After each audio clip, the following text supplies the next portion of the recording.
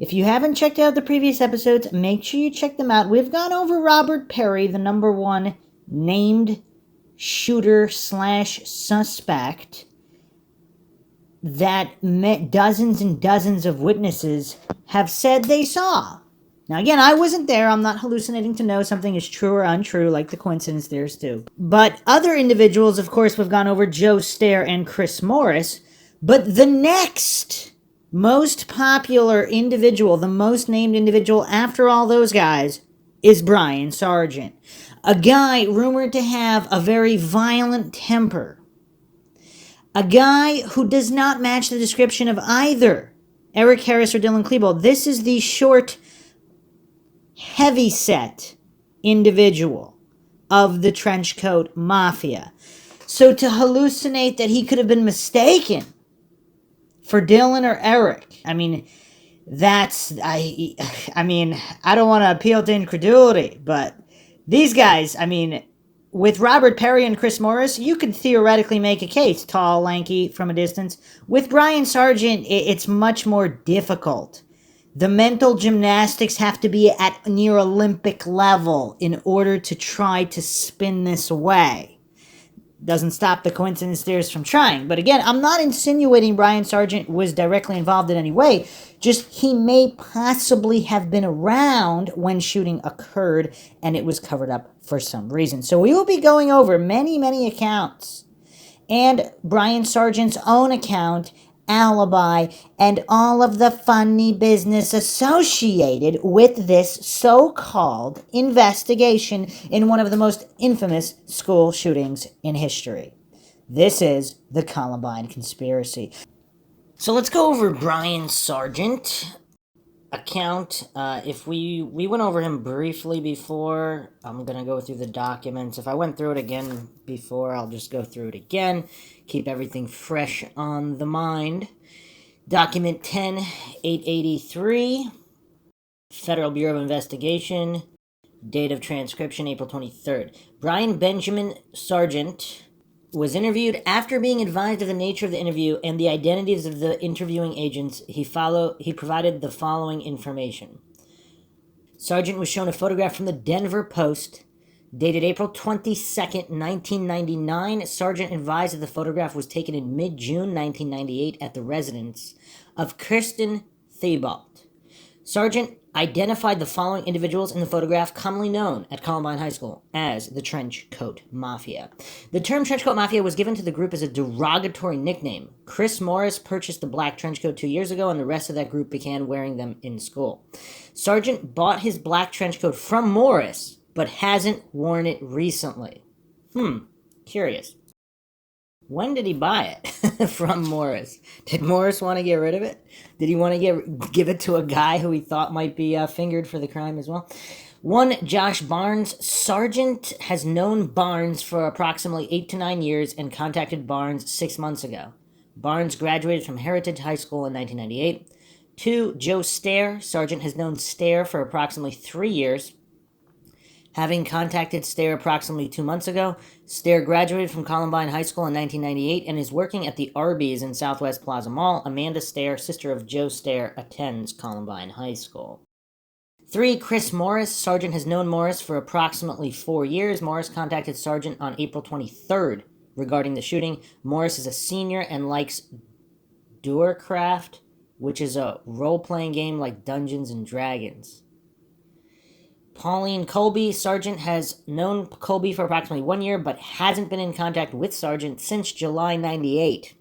Colby is a junior at Columbine, hasn't spent much time with the group photographed in the picture during the 98-99 school year. 5, Nicole Markham. Sargent has known Markham for approximately 3 years. Markham is a junior and is dating Morris. 6, Horst, last name unknown. Sargent met Horst 8 or 9 months ago, was in contact with Horst 4 or 5 months ago. Horst is a friend of Barnes. Horst is a senior or has graduated from Heritage High School.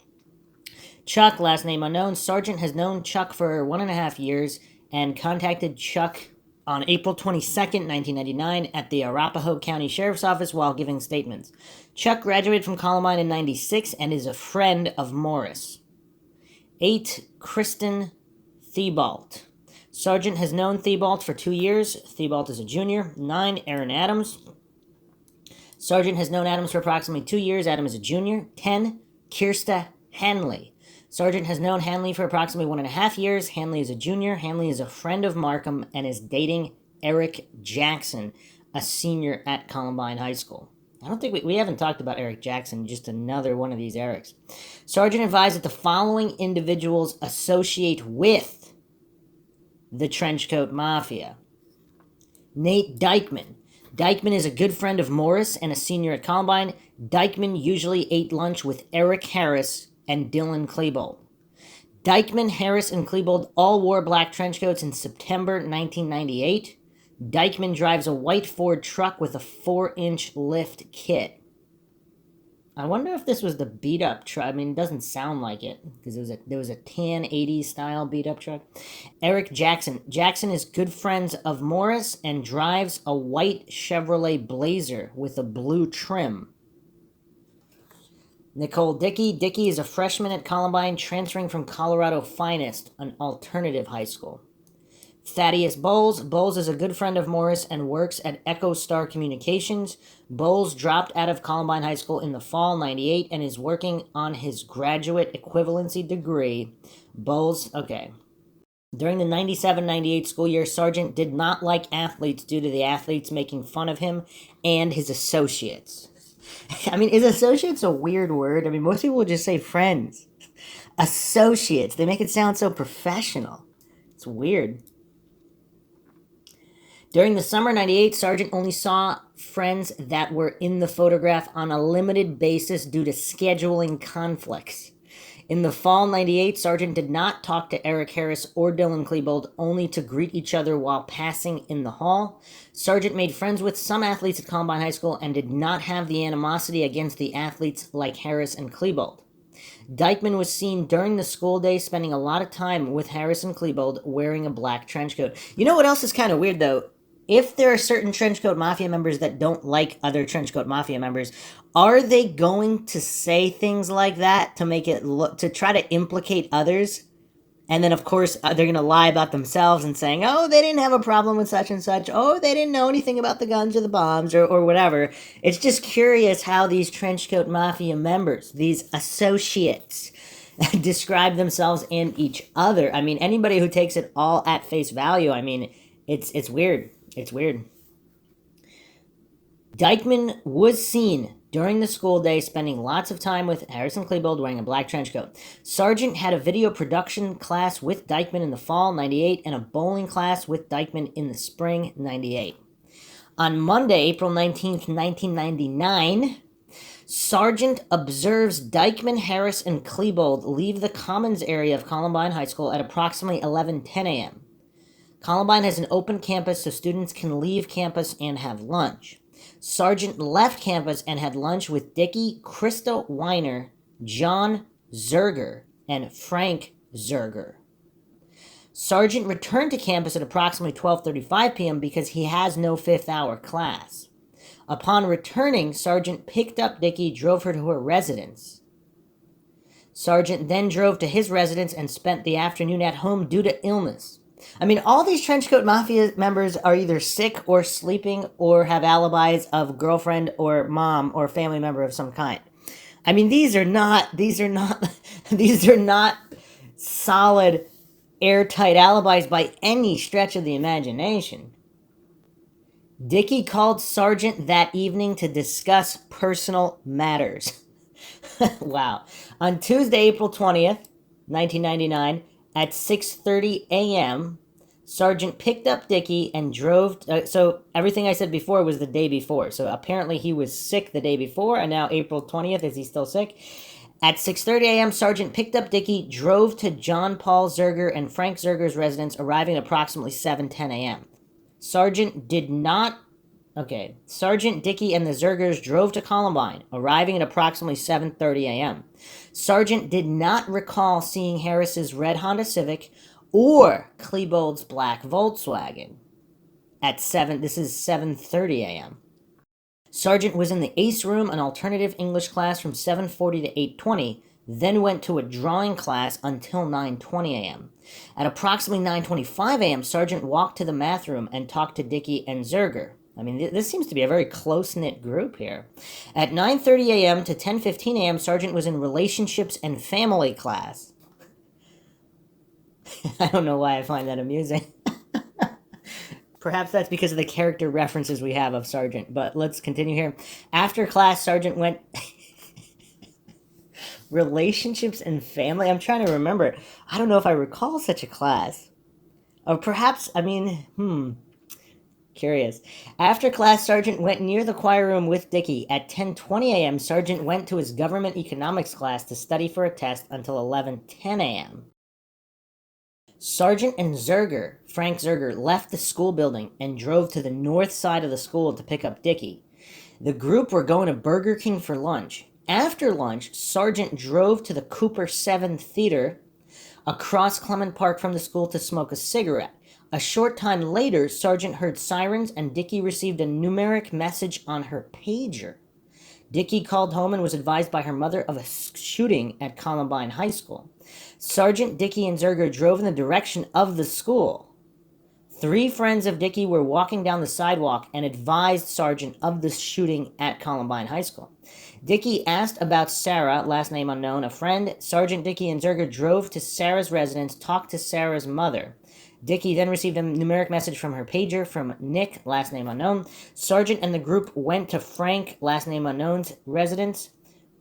Is this Zerger or different Frank? Where Sargent met Krista, last name unknown's boyfriend. While at Frank, last name unknown's residence, Dickey got into Frank, last name unknown's car, and Sargent following Frank, last name unknown, and Dickey to Bowles' workplace.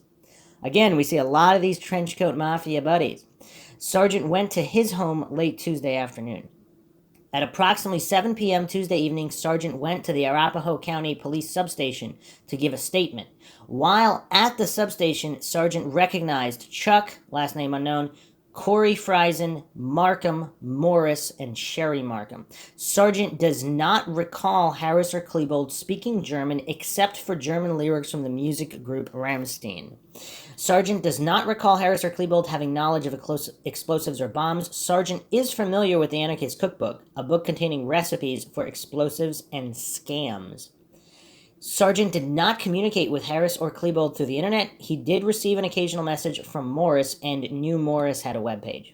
Sargent advised that Robin, last name unknown, a close friend of Harris and Klebold, may have additional knowledge. Robin is a senior at Columbine High School.